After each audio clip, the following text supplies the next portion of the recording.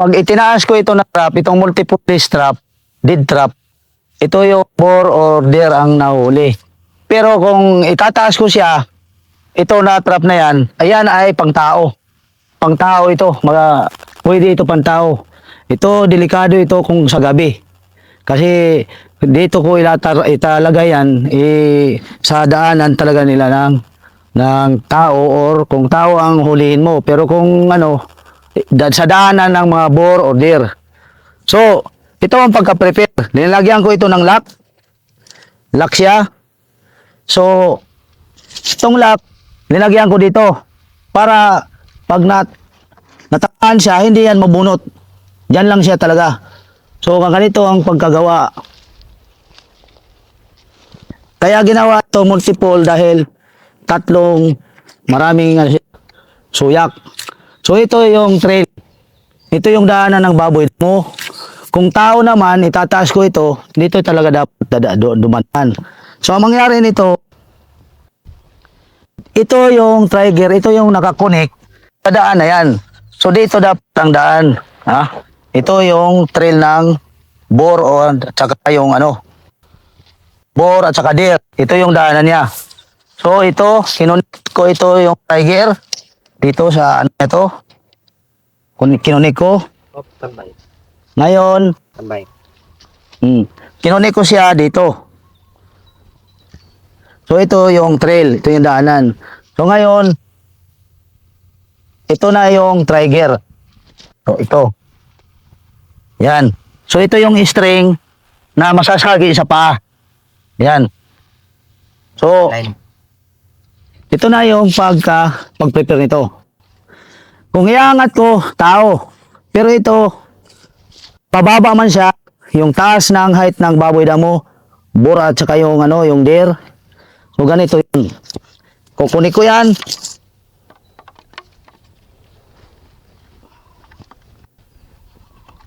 So, ganyan ang prepare nito.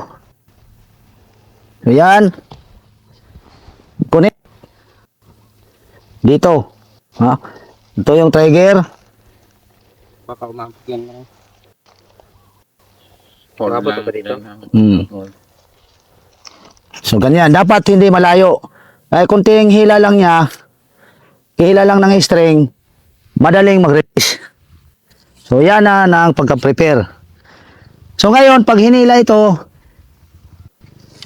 na yung string na masasagi. So, ito yung gagawin. Saan mo lang yan ulit? Ito.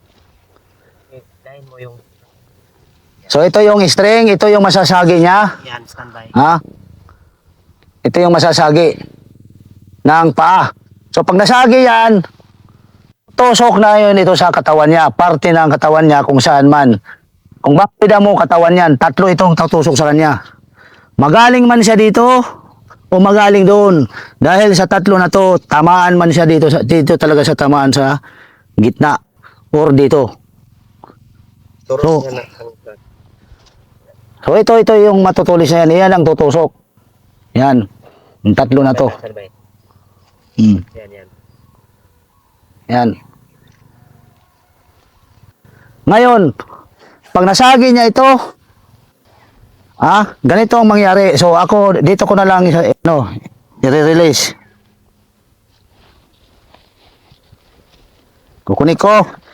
So, ito lang purpose na hihilain siya.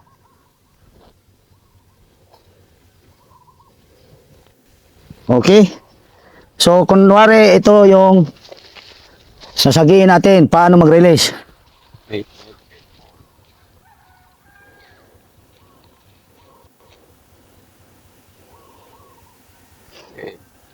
Okay. So, ito. So, hanggang dito lang ang trail. Dito talaga ang tatamaan siya. Dito pa lang. Hindi doon. Dito lang ang trail. So, pag nasagi na yan, magre-release yan. Ganito mangyari. Tusok. Tusok siya. Malakas itong bayog na to.